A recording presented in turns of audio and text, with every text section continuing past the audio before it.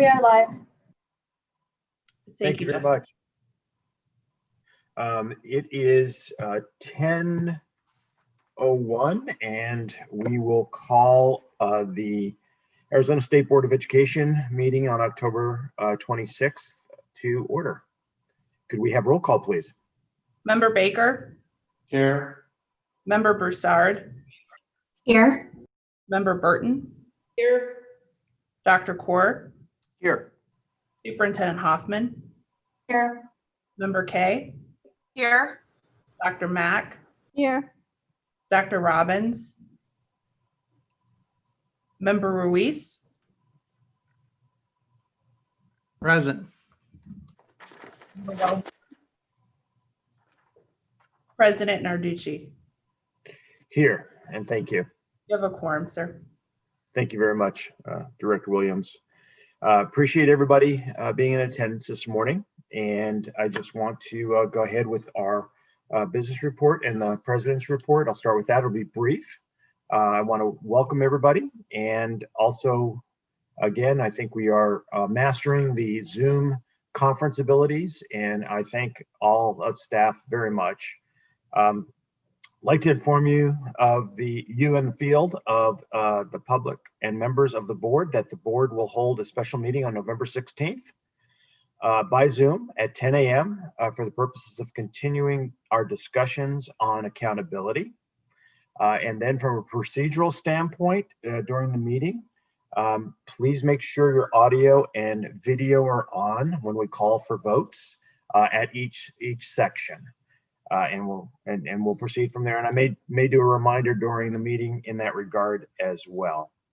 I do not have any further information to report. I just want to make a comment. Again, I thank Superintendent Hoffman, all the rest of our government officials, all of our schools, school staff, our teachers, and our students for continuing to do as well as we possibly can during these different times.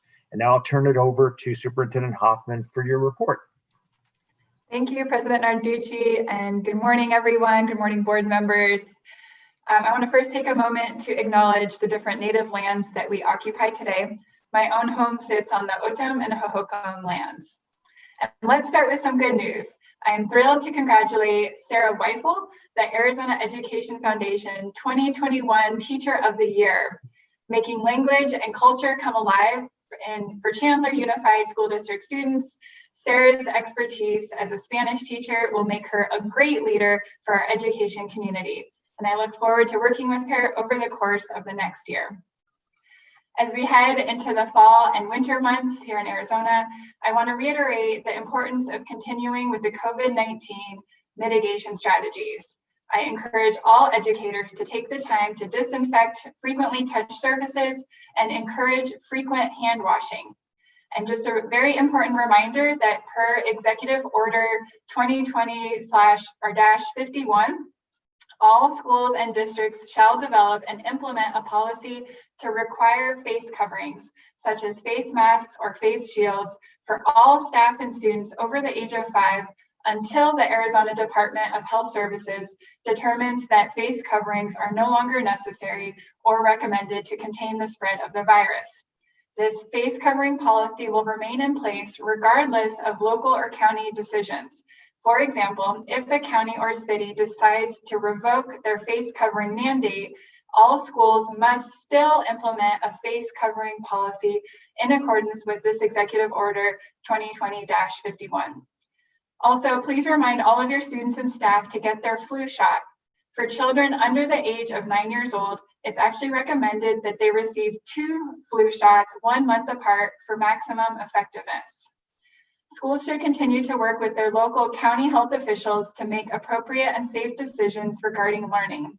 And above all, we can all do our part to help students remain learning throughout this year by wearing our masks, practicing social distancing, and staying home when possible. As far as our school reopening tracking, as a reminder, ADE, in collaboration with the county superintendents and the Charter School Association, has been tracking school reopening plans throughout the state. You can check this out on our website under our COVID-19 resources page. And if you look and see that your county or school is missing, or your district or school is missing, that means we're still working on collecting that data, and I encourage you to check and see if it's there, and if not, to please reach out to your county superintendent to help us make sure that we have the most up-to-date information. Last week, our Equitable and Effective Schools Task Force met again to continue the work of this task force that was convened. This is to continue the work of the Reopening Schools Task Force that was convened back in the spring. And during this last meeting, the task force, which is comprised of education stakeholders, teachers, and ADE staff, they broke into areas of focus on having conversations around how to ensure equitable and effective education for all students and to find long-term solutions to the inequities exposed by the COVID-19 pandemic. The key areas of focus, as determined by the task force, are funding and resources, staffing and recruitment, professional development, learning loss, and collaboration across the system. I look forward to continuing to work with this group and working together to identify opportunities and the challenges as we move ahead in this difficult school year. And last, I want to introduce from our 2021 cohort of the Student Advisory Council. Our most recent cohort began meeting earlier this school year, and I've been so excited to meet with our students in the Advisory Council. To remind everyone, the Student Advisory Council is made up of about 22 students from 5th through 12th grade from all across the state. And as they did last year, students from our Advisory Council will present at these board meetings to provide an update on their council work and to share the issues most pressing to them. And today I am thrilled to introduce Elena Durazo, Sana Jenkins, and Cami Baker. And that concludes my report.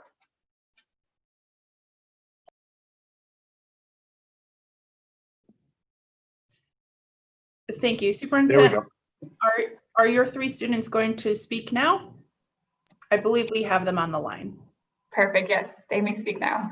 Okay, so let's start with Elena Durazo.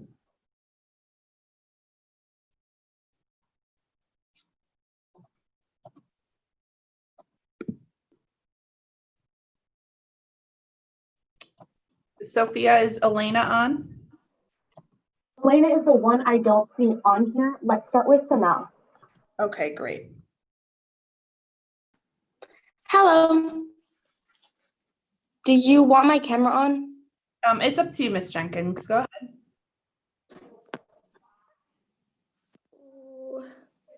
Can you guys hear me? Yes. Okay. Hello, my name is Sanal Jenkins. I'm a freshman at Buckeye Union High School. I want to thank you guys for all you've done for our school so far. I've really been seeing the changes, and my mom also appreciates it. She's also a teacher. But I think another pressing issue that we should address is the lack of teachers in the schools, as well as qualified teachers. I feel like you can definitely tell the difference between qualified teachers and just teachers who are not board certified. And I think that is something that maybe should be addressed more and maybe focused on just a little bit more, because you can definitely see when it comes to learning and engagement, you can see the difference. Thank you. Thank you, Miss Jenkins. Sophia, did you want Cami Baker next? I think Elena joined. Would you like to go next, Elena? Yeah, hi, sorry, I was having some technical issues. Good morning, everyone. My name is Elena Durazo, and I'm a senior at University High School in Tucson. And I would just like to use this opportunity to implore you to consider the social, emotional, and mental well-being of students all across the state. I know that COVID-19 has presented challenges for administrators, teachers, and especially students. And as a senior in high school, I'm acutely aware of these challenges. Stressed, overworked, anxious, and exhausted are words that I would use to describe how I've been feeling this past semester, and I'm certainly not the only student feeling this way. And of course, students of varying ages will feel these effects in different potencies and different ways. But my school is equipped with writing counselors, admissions and financial aid advisors for college, but is pretty barren in terms of mental health counselors. And that's at a school that's comparatively well off in terms of resources and faculty. So I can't even begin to imagine what it must be like at other schools. Students are struggling, not just academically, but with their everyday lives. And the lack of routine, normalcy, and certainty that students are suffering from is affecting their ability to be engaged and present in their classes and to get everything that they need out of their education. I know that's certainly the case for me. Countless students are struggling with their mental health, afflicted with depression, anxiety, and other ailments that have been exacerbated by the pandemic. And Zoom class and staring at a screen for 8 hours a day isn't fun for anyone, and it's certainly taking a toll on students. And school is an institution that's responsible for educating students and preparing them for life. And as such, I believe that it's the duty of the school system to provide vital support to their students, particularly during these tough times. Simply having someone to talk to can be a lifeline for many students, and teachers often occupy that role as well as juggling being educators. And while this is a great sign of high quality teachers and the trust between teachers and pupils, it's not really the primary job of a teacher, and it's unfair to expect teachers to wear that many hats, so to speak. Having a counselor trained in youth mental health issues would be immeasurably beneficial to students. And in addition to counselors, schools could educate staff, parents, and students on symptoms and help for mental health and ensure access to school-based mental health support. This could include establishing a crisis response team, hiring social workers or other mental health professionals, and including mental health awareness in the school curriculum. Effective school-based mental health programs are vital to aid students, and the need for these programs has been made even more evident with the pandemic. We can do better to support our students, and we must do better to support our students. Thank you.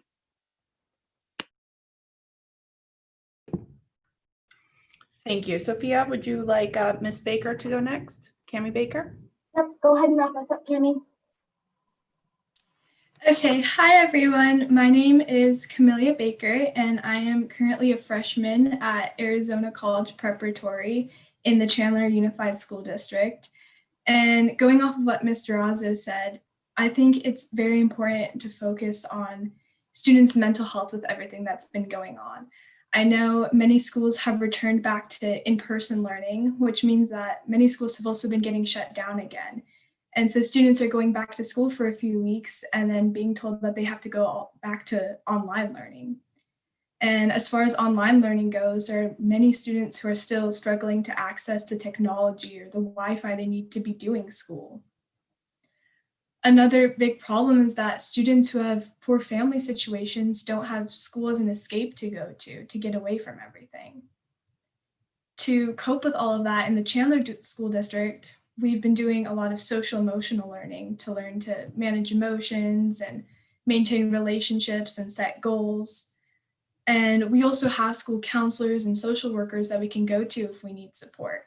But the biggest thing is that students know about these resources that are available to them, which makes me wonder, in bigger districts such as Mesa or Tempe, do their students know that they have these resources, and do they know what to do if they need help or support?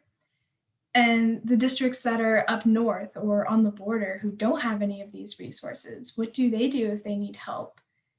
So what can be done from the Board of Education to help students who are struggling with poor mental health? So thank you, Superintendent Hoffman, for giving us students a chance to speak and kind of advocate for ourselves.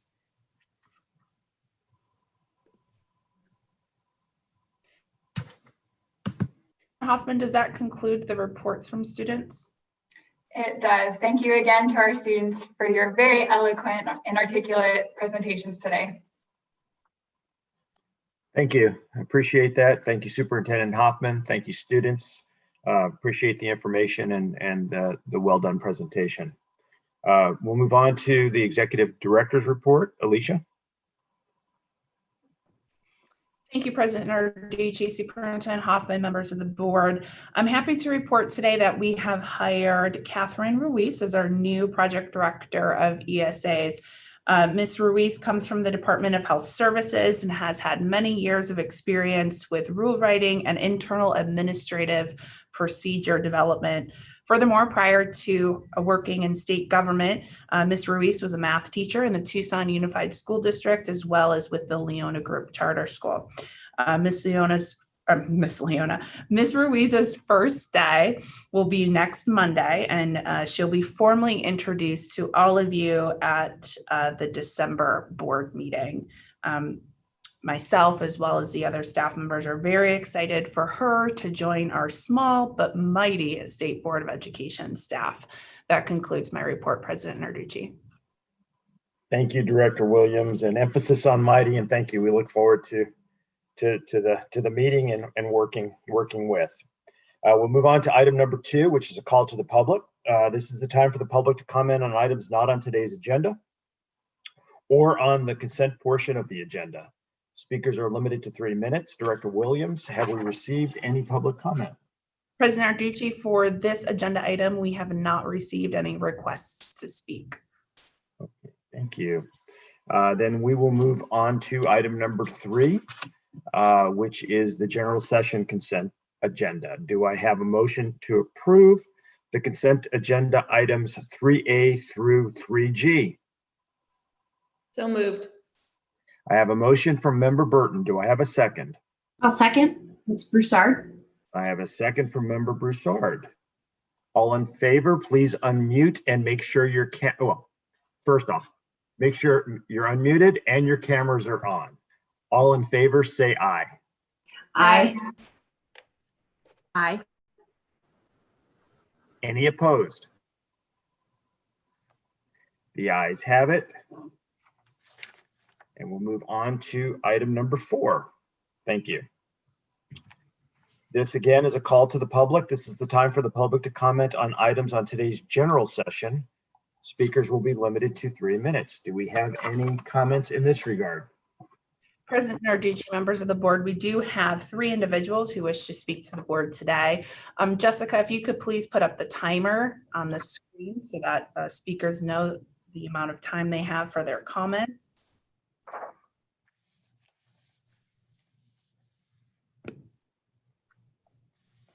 Let me know when that's been put up, Jessica.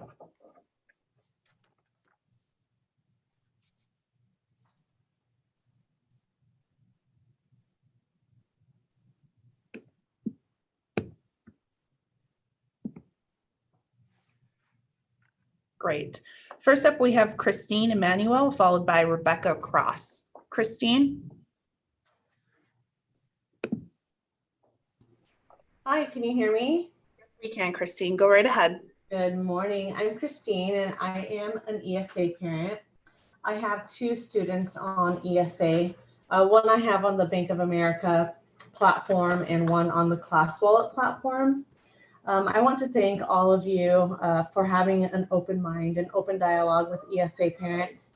We are the parents that are used to our kids getting thrown to the side in IEP meetings. And we are the very parents that are used to putting up a fight for our children. Every child deserves a great education, and I want to personally thank you for walking alongside me while I fight for my child's education. In my eyes, this is our IEP meeting, and the State Board of Ed has been this absolute amazing IEP team to work with. And although our work is not done here, these rules are a great start. With that said, I want to bring your attention to our 7-2-1508J. It states that a parent is not required to submit quarterly expense reports pursuant to this section if either of the following apply. So number 1 is that no expenses were made in the quarter, and number 2, that all expenses in the quarter were pre-approved through a private financial management firm contracted with the treasurer to assist with financial management. In this case, the financial management company or third-party vendor is Class Wallet.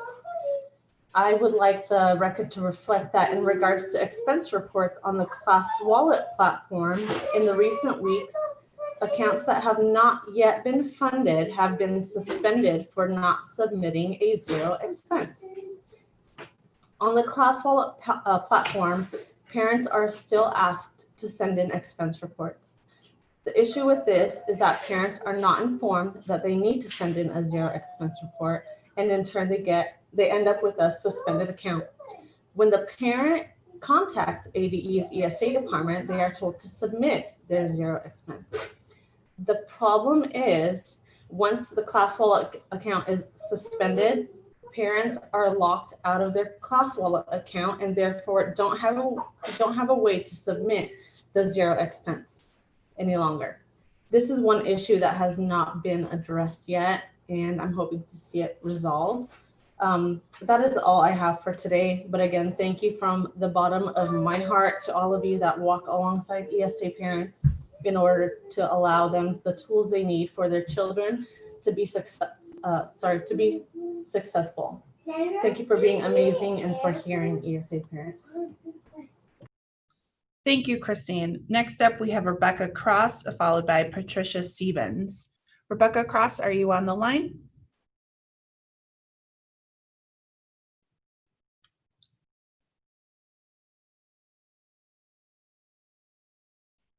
Ms. Cross?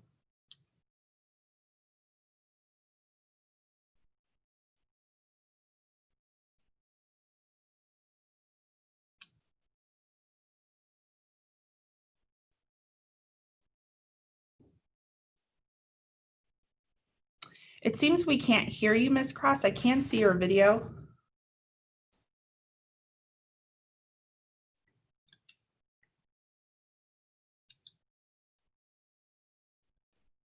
I still cannot hear you, no.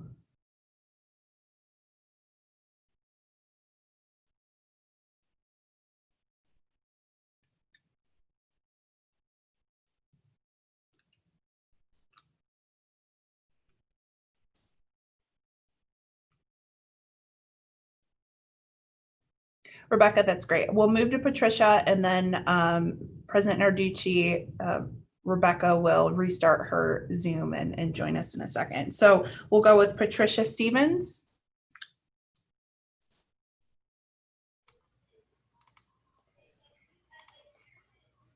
Can you hear and see me? Yes, we can.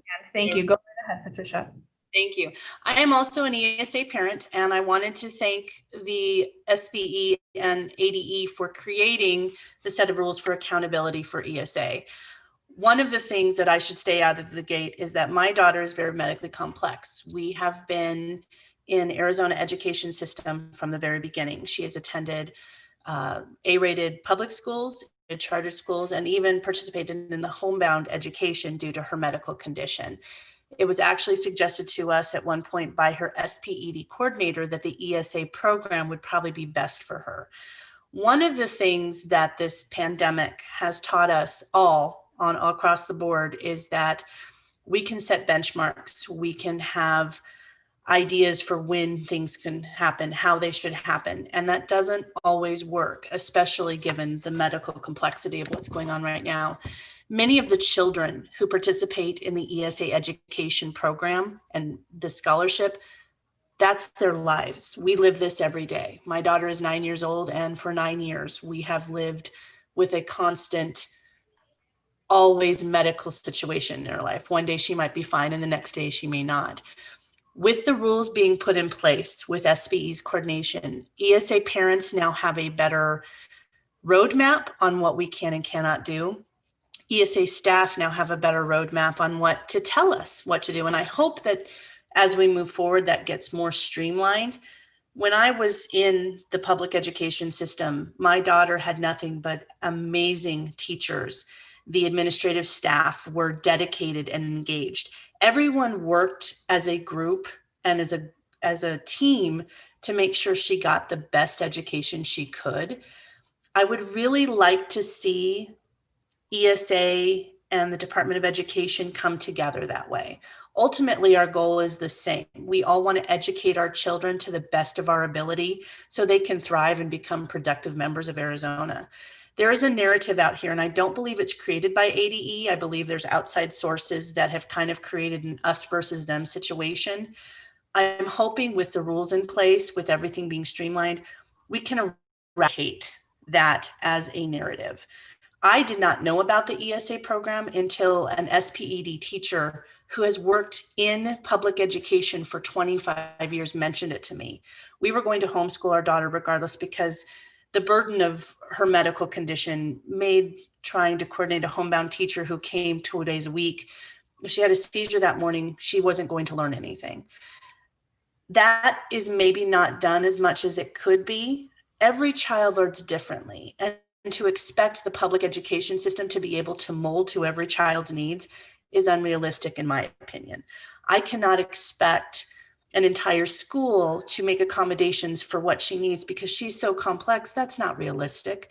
But what I can do as a parent is teach her at home and make this her classroom, and I can make those accommodations. So I would love to see going forward a little bit more of an open dialogue between ESA families. And I know we've created that group, which is fantastic, and maybe have a little bit less of a contentious relationship. I don't think we need to have one. Our goal is the same, for our children to thrive. And every teacher I've met in Arizona, that is their goal. Every administrative person in Arizona, that is their goal, to give the Arizona children the best education they have. So thank you for everything you've done. I hope this line of communication stays open, and I hope the rules continue to evolve. Thank you. Thank you, Patricia. Let's move back to Rebecca Cross. She's our last speaker. Can you hear me now? Yes, we can. Thank you, Rebecca. Go. Thank you. Thank you again for this opportunity. I really appreciate it. I have 4 children currently on the ESA program, and I will likely have a 5th one join this spring. It has been a great system for the ones that just could not succeed in the public school. I really appreciate the new rules that are being set in place. And as things go on, we kind of see areas that might need fine tuning. One of those areas that I am more concerned about is the database. I think that's going to be an amazing resource so everybody knows what is approved. However, in the last week or so, things that have been approved have apparently been rescinded without notice. One parent had something approved on August 18th. They bought it on sometime in later August or later in the quarter, and their expense report was disallowed because ESA came back and said that as of August 25th, that item was no longer allowed. I just would like to see if there's some way to put a protection into the database where things cannot be deleted without adequate communication. How are parents to know if ESA just changes their mind? I understand things might be somehow approved inadvertently that shouldn't be, but there should be some sort of procedure in place where they're required to contact parents. I just fear that maybe they would start deleting stuff off the database and we wouldn't have any type of recourse.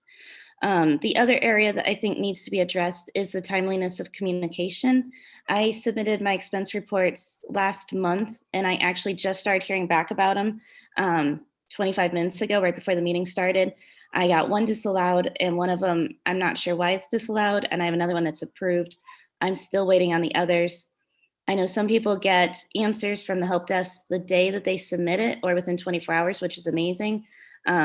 I've waited 2 or 3 weeks, and then I just get a form email that says, we'll get back to you in the next 5 to 7 days.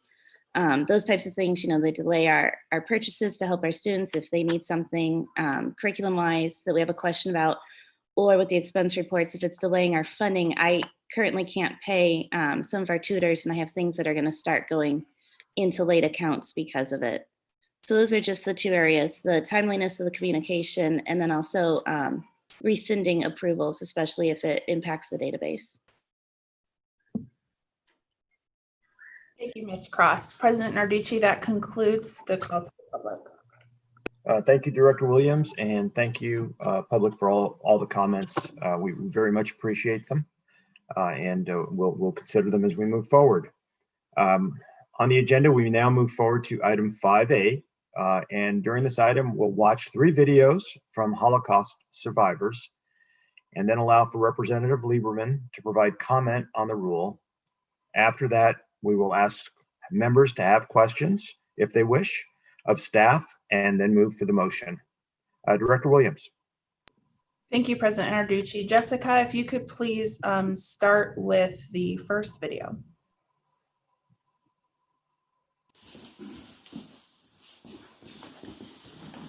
Good morning. My name is Rachel Bash Turret. This is my mother, Esther Bash, who's a Holocaust survivor. and we're speaking to you this morning about the importance of Holocaust education. Sadly, so many people we speak to knew about World War II, but had no idea of the extent of horror that happened to the Jews in Europe. They kind of know, but not really enough. Mom and I have spoken to many, many schools, and her stories had great, great impact. We've received a lot of letters from students, from high school students, saying how grateful they are for Mom to tell her story, and even have made promises that they would never let something like this happen again.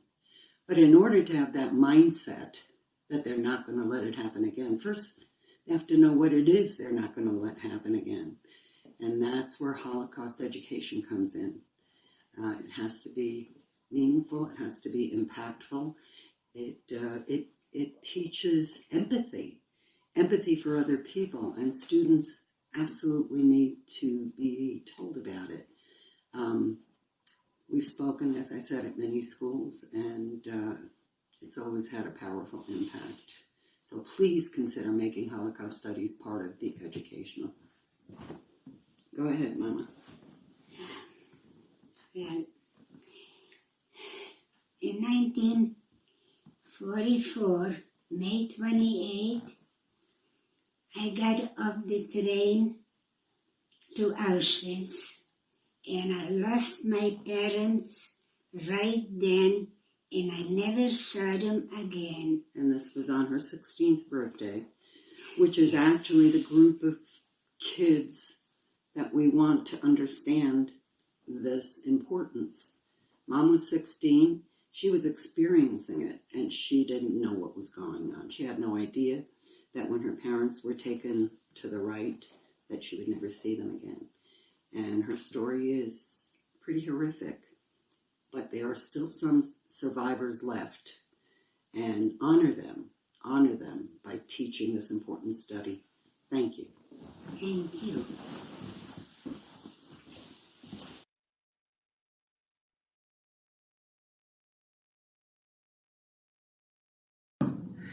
Dear members of the Arizona Department of Education, I would like to address you regarding the problem that you're about to vote on, namely Holocaust education. The Holocaust is not just a Jewish tragedy, it's a human tragedy of extreme proportions. Never has something like this occurred in the entire history of mankind. I am a retired physician. I'm a Holocaust survivor, and I'm a veteran of the Korean War here in the United States. I have taught in a medical school. I have, for almost 20 years, been teaching about the Holocaust to schools, to veterans groups, to church groups, and so on. I found it very heartwarming, the reception that I receive from the audiences. I don't just emphasize the Jewish situation, but there are about close to 60 to 70 million people that lost their lives, of whom about 6 million were Jewish. And it's very important that the students and the audiences know about it in order to prevent that from happening again. I have spoken for the Valley Forge Freedoms Foundation that was established by General Eisenhower because he was shocked to find that many of our young people don't know details of the Constitution of the United States, the freedoms that is afforded them, and so on. And I have been asked to speak to show what can happen if the audience does not know about it. Germany was a highly educated society. It had an abundance of Nobel Prize winners and great men in all aspects of science, of education, of culture, and so on. But did any one of them march when they saw the human rights being violated left and right by Hitler? They did not. And I hope that by educating our people here, that something like this will never happen again. So I would like to implore you to vote in favor of that education, whether you call it Holocaust or not.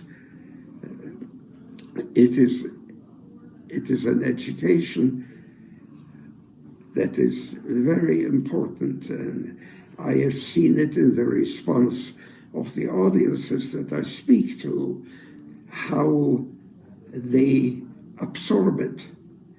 It's just amazing. I just tell them about my dad's last sentence to me before he was sent into the gas chamber, where he turned to me and said, I have a single request of you. Please be a mensch, be a decent human being.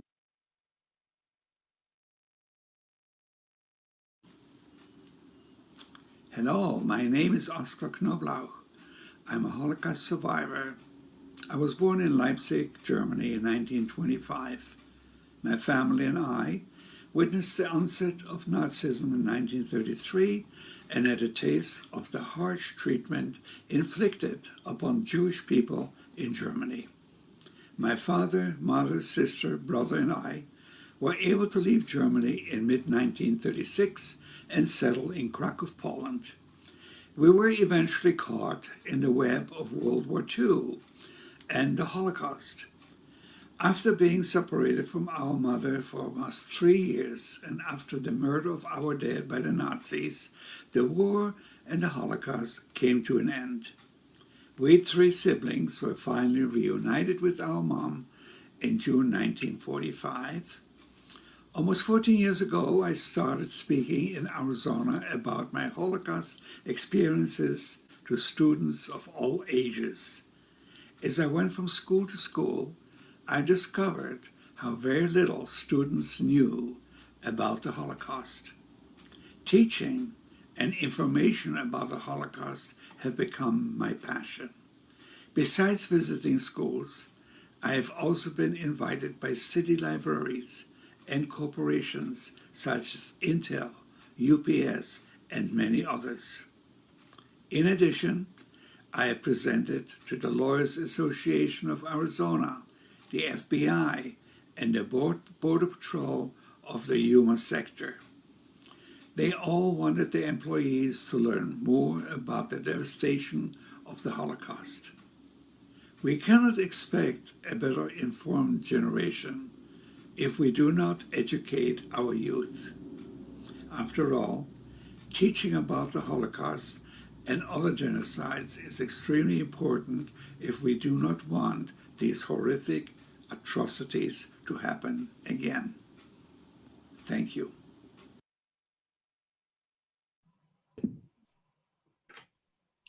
Thank you, Jessica. Representative Lieberman? Thank you. Thank you so much. It's great to be here with you today. And thank you to all of the members of the board for taking up this issue after our legislative session was cut short by COVID. I'm feeling exactly like I felt like at our education committee meeting, where we heard directly from Oscar and others who have lived the horrors of the Holocaust in person. And I shared with them then at the time, it was just a few months after a legislative trip to Israel, where many of us got to visit Yad Vashem. And for anyone who's been there, it's the museum that really walks through step by step what happened in the Holocaust. And at the end, you kind of emerge out onto a deck overlooking all of the city of Jerusalem. And, to a person, every single member of our group, no matter what their background was, no matter what their experience on this issue was just devastated by the preceding couple of hours. And the guide at that point kind of shared with us that if the Holocaust hadn't occurred, today there would be 65 million Jews in the world. And because of the Holocaust and the more than 6 million Jews that were killed in the Holocaust, we're just now back up to the amount of Jews, about 13 million worldwide, that were present when the Holocaust began. And you just kind of think about that, and he let that sit. And then he said, many of the guides try to find some sort of profound story or something to tell at this exact moment before people kind of go off to help them make sense or even process what they've seen. And what he shared was that the best thing he had ever heard was from a guide who happened to live a couple of miles literally down the hill. She could almost see the neighborhood that she lived in from that platform overlooking Jerusalem.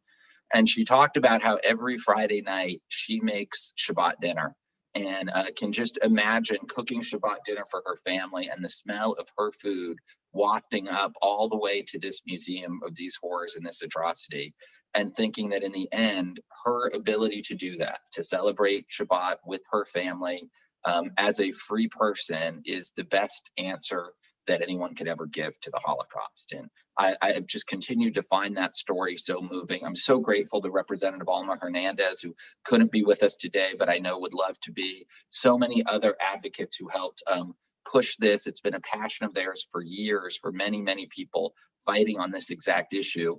We know how desperately this specific policy solution is. We know how desperately it's needed. Just last month, we got new survey data with state-by-state information on millennials from every single state. The numbers statewide were really hard to look at. The numbers in Arizona were pretty consistent with those. I mean, the specific Arizona numbers, 44% couldn't name a concentration camp or a ghetto. 37% didn't know what Auschwitz was. 34% believed there were 2 million or fewer Jews that were killed. 67% didn't know. I mean, that's 2/3 of our students didn't know that there were 6 million Jews that were killed. And this is very present and real for our students. 46% had seen Holocaust denial on social media or elsewhere online. And 64%, again, almost 2/3, had seen Nazi symbols online. And this is honestly the most devastating to me, is that 15% of students thought that Jews caused the Holocaust. Just think about the ill conception and the poor education that is out there. If 15% of people think that the primary victims of the Holocaust were the people who caused it. That's why this legislation and this proposed rule by the board is so important and so needed. Just this last weekend, we actually had a state Senate candidate, Jewish state Senate candidate, signs defaced with Nazi symbols throughout Scottsdale. This is very present and real. But that same survey did have one hopeful note, which is that 79% of students thought it was important to teach about the Holocaust in part so it doesn't happen again. So I am so grateful to the board for taking this up. There is such an opportunity to make something happen here that is really, really needed. And I'm particularly grateful to folks like Oscar and other survivors. Oscar presented at my own son's public school, who have gone out of their way to make sure that as many people as possible know and hear their story so that their stories will never be forgotten. The reality is we don't have that much time left with our Holocaust survivors. And to do something like this, to enshrine that their powerful message, both of history and what happened, but also of hope to make sure that it never happens again, it will be something that will be a part of the experience of every single Arizonan attending our public schools, I think is one of the most important things the board could do. And I'm very grateful for your support, and thank you so, so much for taking this up today. Thank you, Representative Lieberman. President Narducci? Thank you, Director Williams. Thank you, Representative Lieberman. Very much appreciate your comments. Also very much appreciate the videos that were shared. And we as a board recognize the importance of this effort and of the tragedy that occurred, and of the importance of making sure that as we go forward, the past is recognized in order for us to not make similar or same mistakes. And my hope as a grandparent, et cetera, is that our teachers actually take to heart the curriculum that needs to be done in this regard, and that the local boards actually take it to heart, and that it is emphasized and stressed and taught the way it needs to be done at both our charter schools as well as our traditional public schools. At this point, I'd like to open it up for any comment or discussion from our board members. Anybody wish to discuss any aspect or share any feelings? President Narducci, may I make a comment? Yes, Superintendent Hoffman. Thank you. I just wanted to first also thank the survivors for their very moving videos and taking the time to share that with us. I thought that was really impactful and moving for me personally as a board member. Also, thank you to Representative Lieberman for your comments and for being with us here today. Several years back, I had the opportunity while I was in Germany to visit the Buchenwald concentration camp, and it was just chilling to the bone to learn up close about those experiences. And so I do just want to, again, throw my full support behind this. I think it's extremely important for our students to be learning the true history of the Holocaust, and as well as other subjects it's so important for our students to be learning an accurate history and to be able to study in a way where they can read from different perspectives of the people who were there, and to be able to do that comprehensive research and look at the evidence and to do those types of projects. I think is really meaningful for our students and learning about the history of the world, and as people were saying, to prevent these types of tragedies from occurring again. So I just wanted to express that and thank you again to the survivors and Representative Lieberman. Thank you, Superintendent Hoffman. Any other board members? This member Burton, I'd like to just thank Representative Alma Hernandez, Representative Udall, and Senator Boyer for your work, as well as Representative Lieberman for your work on this. I know it was a big effort, and it was sad that it just didn't make it past the finish line in the legislature, but I think this should get the job done. So I just want to shout out to all our legislators who made this happen. Thank you, Member Burton. Armando. Yeah, I also wanted to chime in, President Narducci, Superintendent Hoffman, and members, and just in support. I think the first year we ever opened up our school 26 years ago, one of the first things we had is one of our board members brought in a couple. It was a married couple, and they were Holocaust survivors, and I've never forgotten that. And I think the thing that struck me most was two things, is just seeing the numbers that were tattooed on their arms. And then I think the second thing was that is that our community, I'm talking about, Latinos in general, we don't hear enough about that. And, I just saw that our kids were there was a big portion of history so important about human behavior and what human beings can do to each other. And our kids weren't aware of it as much as they should be. So thank you so much, because it's the lessons of how the terrible things that human beings can do, but then there's lessons of, the greatness of how some human beings also responded to that evil. Thank you, Armando. Anybody else? Very much appreciate that. With that, I'd like to move on to the motion phase of item 5A. Do I have a motion to close rulemaking procedures on AAC R7-2-301, minimum course of study and competency goals for students in common schools, and R7-2-302, minimum course of study and competency requirements for the graduation from high school? I have a bunch of people moving. I'll go with Christine as the motion. And do I have a second? I'll second. Okay. Second was Jill. It's tough to see. Yes. Thank you.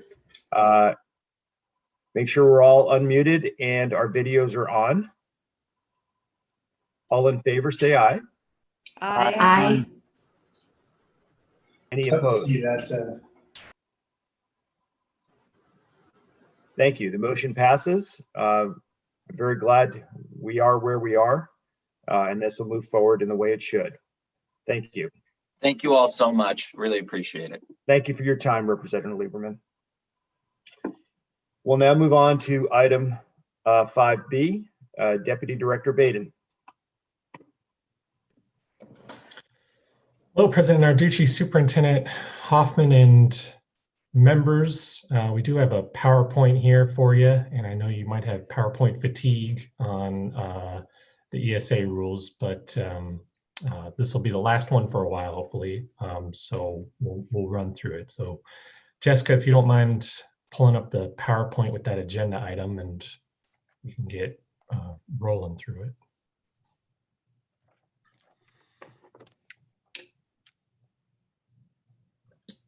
Okay. So and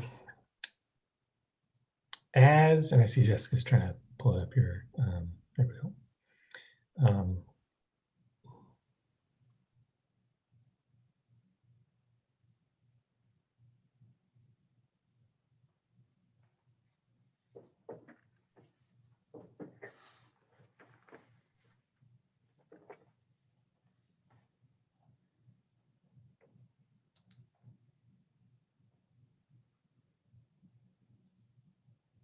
And if it's fighting you, Jessica, we can, oh, there we go. Never mind. All right, so here's a little bit of what we're going to be talking about today. And number one, why we are here is not meant to be an esoteric or philosophical question, but part of the, Dr. Carl likes that one. It's part of us revisiting the foundation that we laid when we started the rulemaking process several months ago. This was a pretty long rulemaking process compared to our normal processes. So we thought it would be good when the board's considering an adoption today to go back to some of the things we talked about several months ago. So that's part of what we're going to be talking about there. Next slide, Jessica.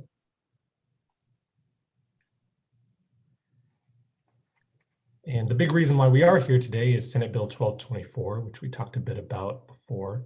It was passed in the most recent legislative session. I think that was literally just a couple days before the legislature recessed for what ended up being their last days of regular session before they ended up finally sine dying.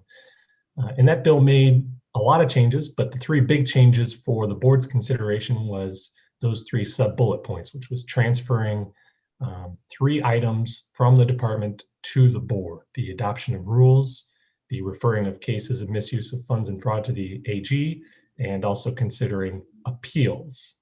And it also gave us a deadline of November 1st for those rules, which is, as you know, right around the corner. Next slide. So this is the process that we took with that charge from Senate Bill 1224. You've seen this slide before, and you've seen the next slide too that Jessica can skip right to. I don't want to belabor these points too much. The last 2 bullet points on this slide were added to reflect where we're at now, including the parent forum that we held most recently on October 9th. What I really want to highlight with these 2 is on the next slide, which is just a higher level overview of all of the things that we did throughout that process. So that was 6 months of rulemaking. And as you can see, we had 3 of those parent forums, 2 public hearings, 4 board meetings, including the board meeting today, and a lot of written comments, both through the survey and through the inbox. And of course, we didn't count up all of the verbal comments that we received at board meetings, at public hearings, at public comments. I know member Burton can attest to a lot of those because I think she attended every one of them. I think President Narducci and I think member Broussard attended a few as well. A lot of good process, a lot of good comments that we received throughout that process. To draft the rule, and I want to revisit what we had talked about earlier, the board had not had rulemaking or authority or any involvement with the ESA program since its inception. So Senate Bill 1224 was the board's introduction to this program and had a pretty firm deadline of November 1st to get it done. On top of that, there were not capital R rules that were already in place and are not in place until the board adopts this rule. So the department had operated with lowercase rules through the parent handbook and through internal policies, but there were not capital R letter rules filed with the Secretary of State's office. So the board had to draft and adopt these rules almost from scratch, but it used the things listed here to put those rules together. Of course, statute being the guiding star for everything that we do, and especially on the ESA program. The parent handbook, which is also required as a reference in Senate Bill 1224. But also the Auditor General had a few reports over the last few years that were insightful. Other states have similar types of programs.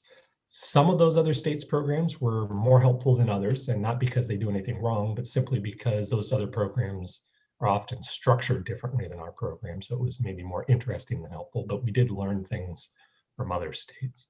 And then, of course, input from parents and stakeholders drove a lot of how we drafted the rule and what went into it. And on that parent and stakeholder letter on the next two slides of the big things that we gathered from those. And these were the 5 big categories that we took away from those first 2 surveys and also the initial batch of public comments, written comments, and meetings that we had with stakeholders and parents. And so we put it into these 5 big categories, and then on the next slide, we rank ordered them, or we asked parents to rank order them and displayed it in the graphs that you see here. Then we reported this out to the board. We talked about how all 5 of these were connected. And that meant that solving one or making progress to solving one had a positive domino effect to helping solve the others. Conversely, we also talked about that was a double-edged sword, that making a misstep with one of these could potentially have a deleterious effect, a negative effect on the other ones because they're so connected. We also talked about how these 5 are very expense specific in different ways. So we knew those 2 things. We had to be careful because we knew everything was pretty connected, and we knew expenses would be a very important issue. Now, of course, this wasn't encapsulating all of the public comments. I think if we had to do 6, the 6th would probably be comments relating to the application process, but we went with 5, and that's why we came up with these 5. So what we want to talk about specifically and dive into a little more detail on the rule today are the changes that were made since the September board meeting, since the last time the board saw those. And that starts on the next slide. And the reason that we want to go into a little more detail on these is that, of course, the board hopefully is about to adopt these rules in order to meet our deadline. But also because some of these issues had been outstanding since we opened rules and since we started talking about these. And so now there's some resolution provided here, but also some next steps, frankly, for the board to start thinking about after this rulemaking package is implemented. So I'll go into detail on a few of these. Number 1 regards the appeals process. Statute establishes an appeals process for all state agencies, and then it provides exemptions for certain state agencies under certain circumstances. The board actually has one of those exemptions for educator certification and discipline, which is why you haven't heard us ever talk about the Office of Administrative Hearings before, because we have an exemption. We can establish the Professional Practices Advisory Committee. We can create more committees, change the membership of those committees. We just have to follow some general notice and deadline requirements in statute, but we have a lot of flexibility on how we consider those cases.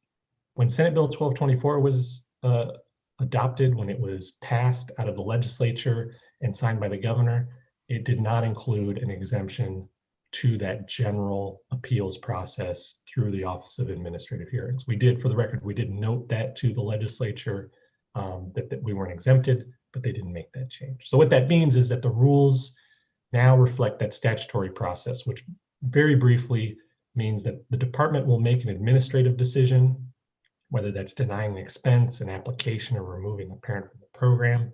The parent will appeal that decision to the board. The board will schedule a hearing with the Office of Administrative Hearings. They have what are called administrative law judges. The law judge will hear from the department, they'll hear from the parent, and they'll make a recommended decision to the board. and the board can accept, reject, or modify that decision.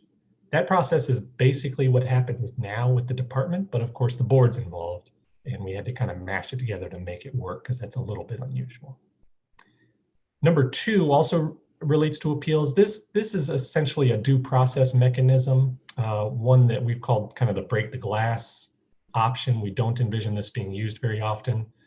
And actually someone in the public comment today alluded to almost what we're talking about here, which is that sometimes parents can get removed from the program and their accounts are frozen and they can appeal, but that appeal may not be resolved for 2 or 3 months based on how long it takes to go through the Office of Administrative Hearings. The process in number 2 says that when that happens to a parent and they file their appeal, they can also file a petition with the executive director or his or her designee, which we've talked about being the executive committee, to have access to their funds during that appeal. And the standard is if the appeal is likely to succeed or if it's in the best interests of the state, is I think what I think the rule states. That's modeled after what happens in procurement code. Again, just an extra layer of due process that we felt was important, not something we envision being used very often. Number 3 is relating to associated goods, and that's what statute calls it, associated goods. In statute, parents are prohibited from using program funds for computer hardware and technological devices. Now, let me pause here and state that there's still an open question about what exactly computer hardware and technological devices includes and what it does not include. And this is a question that has been around since the inception of the program.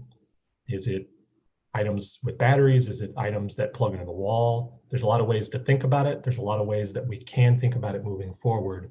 The rule does not provide any additional clarity on that specific question, but it is something the board will most likely have to weigh in either through appeals or through the parent handbook or through a future rulemaking package. So just take that and file it in the back of your mind because we will have to come back to that at some point. But for this question on associated goods, statute provided an exemption, Senate Bill 1224 actually provided an exemption to that prohibition and said, well, wait a minute, those expenses are allowable if there's students with disabilities purchasing what are called associated goods. It didn't provide, and I'm putting it in air quotes not to mock it, but that's exactly the wording in statute. Didn't provide any clarification or examples of what associated goods meant. However, underlying statute provided some examples of what associated services meant. So we kind of took that and applied that lesson to what the rule proposes. And the rule asks a question basically, which is there a nexus between the good, between the child who has a disability, and between their needs based on that disability? And if there's a nexus between those 3 things, if the answer is yes, then computer hardware and technology can be purchased for that child. And that nexus, another way to think about it, is there an association between those 3 things? This also, just like with computer hardware and technology, will probably need some additional clarification either through appeals, the handbook, or a future rulemaking package. But we felt this was a pretty good start and we didn't want to recommend anything too more specific because computer hardware and technology is changing so rapidly right now that writing something in a rule would be pretty challenging. But also, we only had 6 months to really dive into this issue, which can really get in the weeds very fast. And we felt the board should probably see some case examples of this before recommending anything too specific. Number 4 is the expense review process. That was an outstanding issue for a while. Number 4 is actually written in the rule almost exactly how it's written here. Department just needs to create that process and inform the board and post publicly just for transparency's sake. Number 5, the board saw the definition of supplemental materials at the last board meeting. There was public comments at that board meeting to change the verbiage a bit. We worked with member Burton, who, as I mentioned earlier, had been in a lot of these meetings to try to modify that verbiage to what is recommended in the rule today. And then 6 and 7 is on implementation, which proposes the definitions, and the definitions section of this rule become effective November 1st, which is just a week from today. But the rest of the rule becomes effective January 1st. Now that's between 60 or 70 days from today. which we feel is pretty aggressive, but still manageable. To give you a perspective, the legislature's default is for legislation to become effective 90 days after the legislature adjourns, not even when it's signed by the governor. So we feel this is pretty aggressive, but still manageable to get this stuff done.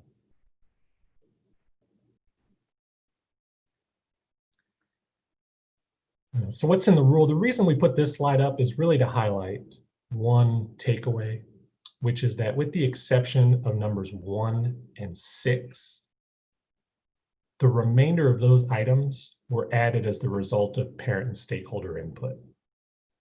When this rule was originally drafted in April and May, when we had to put the bones of it together, we basically just had items number 1 and 6. It was like statute, the appeals process, and things from the parent handbook. Everything else is from parent stakeholder input. And we want to emphasize that because we're hoping that those folks felt heard and that they see themselves in the rule as well. Next slide, Jessica.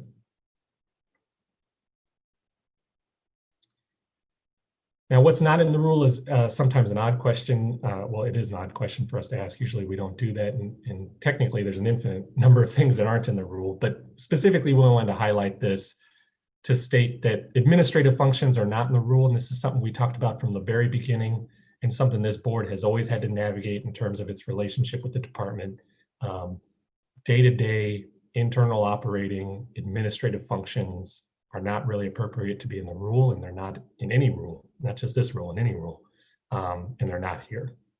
We just wanted to remind that, and that's something we talked about a lot on stakeholder calls and parent calls, but something we wanted to hit home again.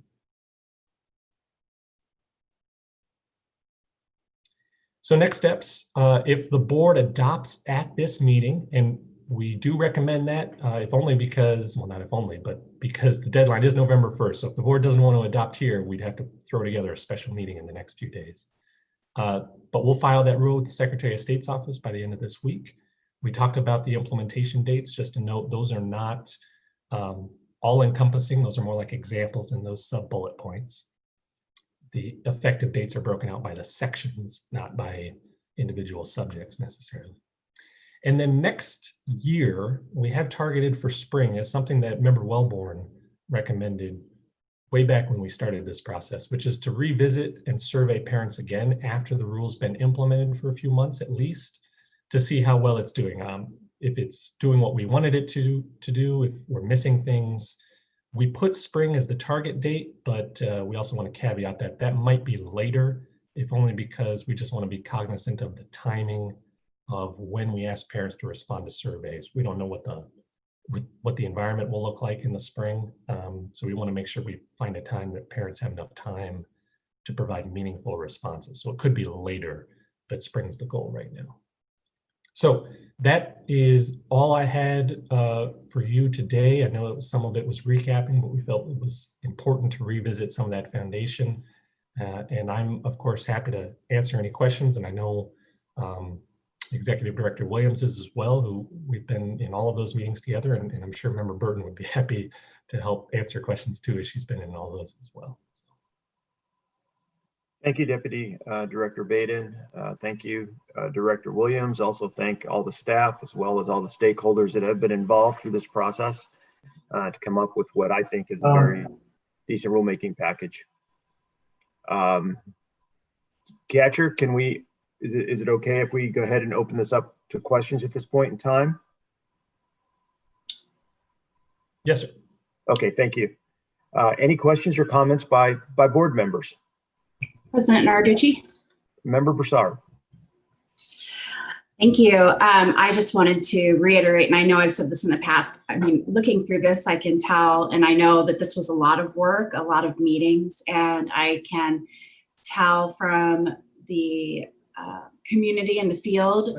I've received some emails, but and with our public comments that we've received here during our meetings, that the parents and families of the ESA program really appreciate all of the work that's gone into listening to their concerns and trying to accommodate and really better this program so that they're able to use it for their families. And I just wanted to say thank you so much for all the work that you and the team have put in on this. It's very evident that it was a lot of work, and I think a labor of love, actually, because everything just seems so sincere throughout the whole process. So thank you for that.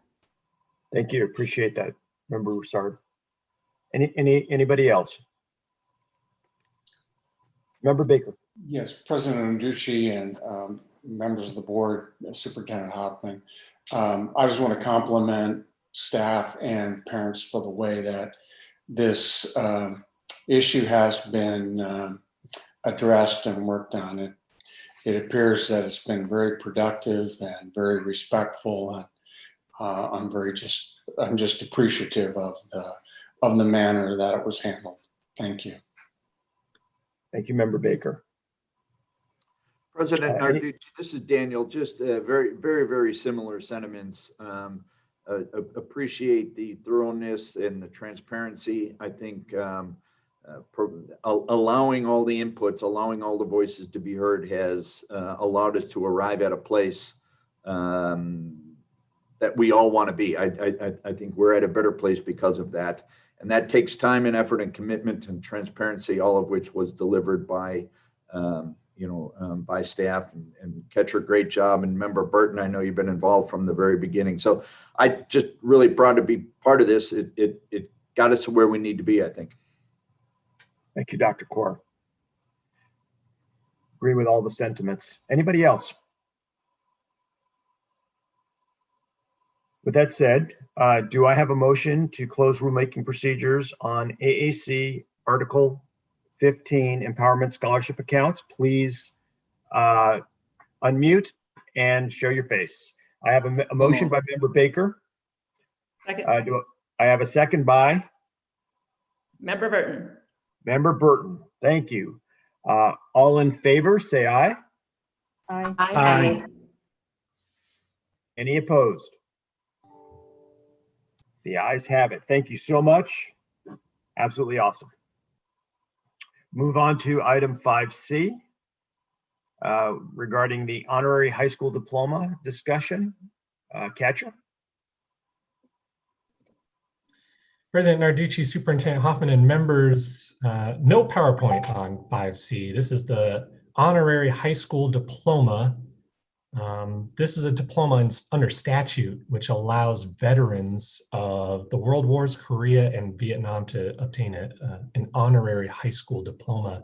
The Department of Veteran Services is trying to do some work with the Department of Ed to let schools know about this is an option, to let veterans know this is an option. During that process, they're doing good work on that. During that process, we found that the rule was out of date, and there had been a statutory change on the requirements for that diploma that had not been reflected in board rules. So the proposal in front of you here today is to simply reflect the statute to make sure we're in compliance. And in the meantime, in case anybody's worried, in the meantime, the Department of Veteran Services and ADE and schools are referring to the statute, which is less rigorous than the rule, but it takes precedent over our rule anyways. So this is to open that, and we can close it as soon as January. And I'm happy to answer any questions. Thank you, Deputy Director Baden. Any questions for Catcher?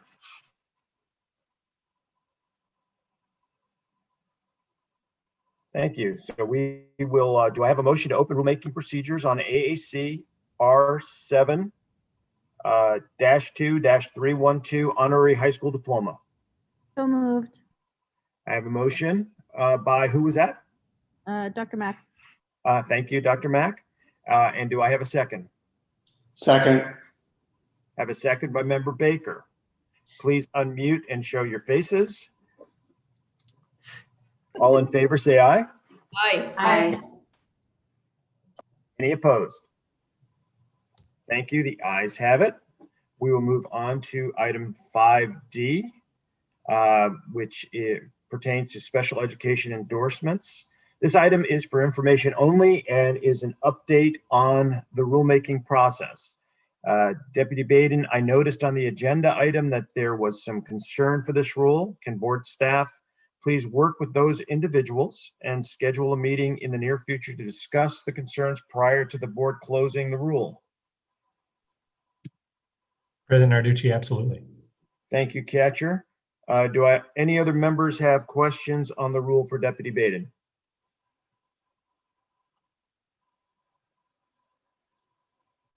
Great. Hearing none, we'll move off of item 5D since it's a non-action item. And thank you, Catcher, for taking care of that as we move forward. We'll move on to item 6, which is the call to the public. Director Williams, have we received any requests for speaking? President Narducci, members of the board, no requests to speak were submitted for item number 6. Thank you. Seeing as we're moving along our agenda as we are, I'm not going to call for a break unless we slow down, because I think we will be able to get this done before it would be a normal break time.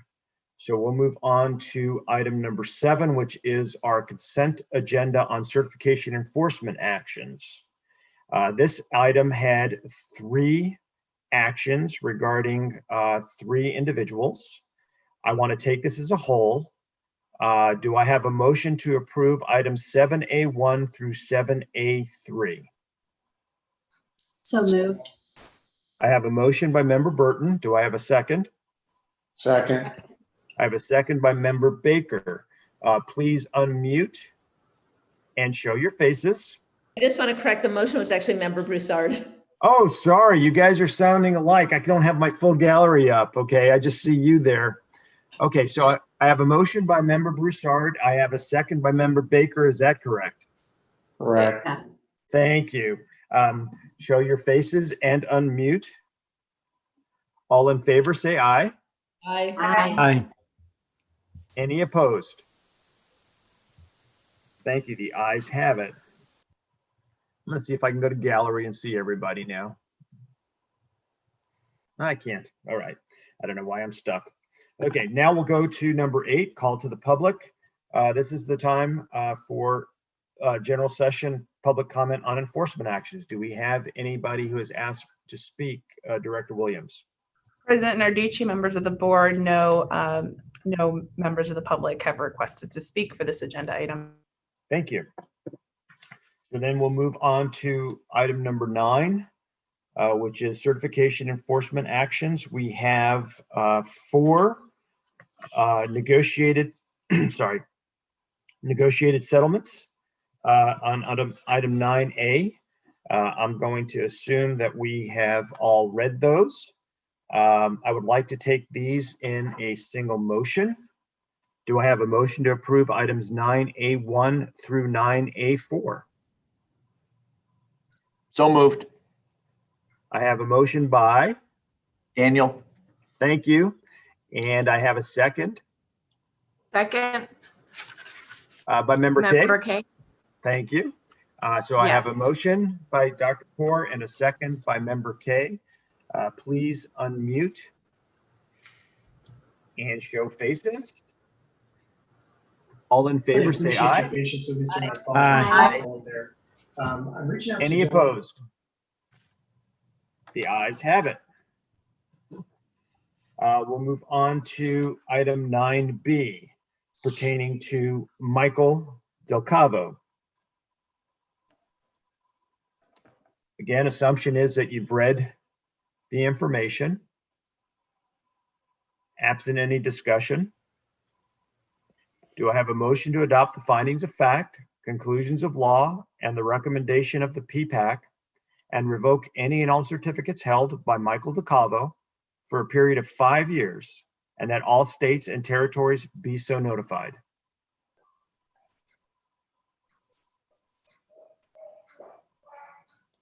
Do I have a motion in that regard? So moved. Daniel. I have a motion by Dr. Kaur. And do I have a second? Second. I have a second by member Baker. Please unmute and show faces. All in favor, say aye. Aye. Aye. Any opposed? Thank you. We'll move on to item 9C pertaining to Lou Lerner. Do I have a motion to adopt the findings of fact, conclusions of law, and the recommendation of the PPAC and suspend any and all certificates held by Lou Lerner for a period of 2 years, and that all states and territories be so notified? So move. I have a motion by member Baker. Do I have a second? Second. I have a second by member Mack, by Dr. Mack. Appreciate that. Please unmute and show faces. All in favor, say aye. Aye.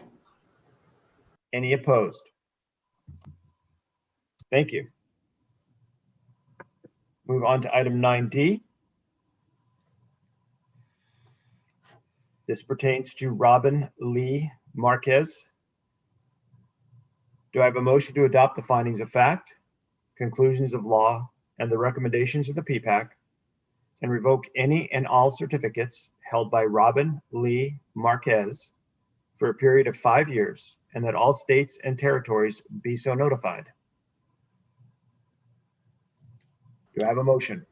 So moved. I have a motion by member Kay. So moved. Do I have a second? Second. I have a second by Dr. Mack. Please unmute and everybody show faces. All in favor, say aye. Aye. Aye. Any opposed? Thank you. We'll move on to item 9E. Item 9E pertains to Richard Perez. Do I have a motion to adopt the findings of fact, conclusions of law, and the recommendation of the PPAC and suspend all teaching certificates held by Richard Perez for a period of 3 years with the condition of successful completion of a classroom management and culturally responsive teaching course, and that all states and territories be so notified? Do I have a motion? So moved. I have a motion by Dr. Kaur. Do I have a second? Second. I have a second by member Baker. Please unmute and show faces. All in favor, say aye. Aye. Aye. Any opposed? Thank you. That concludes item 9. And very much appreciate everybody's input in all through the agenda to this point. We'll move on to item number 10, which is our summary of current events, future meeting dates, etc. I just have one point as a reminder. The board will hold a special meeting on Monday, November 15th at 10 a.m. and it will be by Zoom to continue our discussions on accountability. I turn time over to Executive Director Williams for any further comments and updates. Thank you, President Narducci. At this time, I have no further updates for the board. I have one comment. Thank you so much, Alicia, for all you do, and to the staff for all you do to make our job as easy as possible. I appreciate all the board members' involvement in the various meetings that go along and discussions and phone calls to make all of this happen. Appreciate you, Superintendent Hoffman, in making ADE work the way it needs to work in these times. Very much appreciate all that. Any other comment regarding special events or occasions by the board members? Dr. Mack has her hand up, Luke. Okay, I can't see you, Dr. Mack, so go for it. President Narducci, Vice President Kaur, Superintendent Hoffman, thank you. I just wanted to see if it would be possible, I don't know if now is a good time, but in preparation for our meeting in November, is it possible to ask the ADE or to request some data from, I'm curious to see like last year's graduation data, you know, the retention versus the dropout, and also as much as possible disaggregated, particularly concerned about the ELs, and just kind of seeing those numbers compared to maybe the previous 3 years. It just might be helpful to have some numbers going, informing or, the discussions. Thank you, Dr. Mack. I think Alicia has taken notes on that. We'll follow up on that. Anything further? President Narducci, you were always very gracious in recognizing others. I'd just like to recognize your leadership and appreciate all that you do, and make mention that Unmute and Show Your Face is the name of my new band. Thank you, Dr. Kaur. I just thought it was a little bit more informal, and that's the way I operate, so we're good. Thank you, everybody. Is there any other comments? Appreciate that. Our meeting is adjourned.